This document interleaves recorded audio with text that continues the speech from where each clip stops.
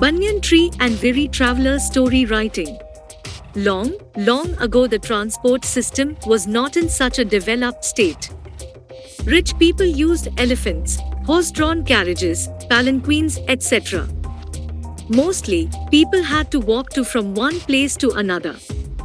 Once some travelers were traveling together perhaps on a pilgrimage. They had been walking a long distance together. The sun was shining bright above their head at midday. They became tired and hungry as well as they saw. They had to take rest under the shade of a huge banyan tree beside the road.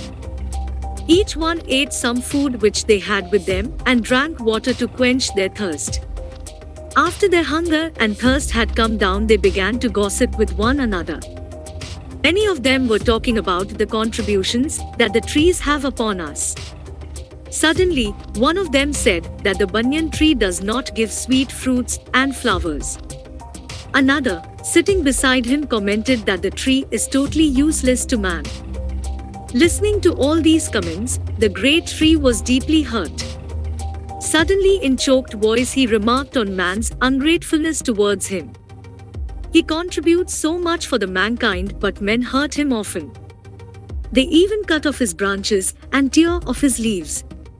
Listening to the speaking banyan tree, everyone was shocked at first impression, and then their heads were bowed down in shame when they had realized their ungratefulness. Moral: one should not forget his benefactor. Thank you for watching. Please subscribe for more video like this.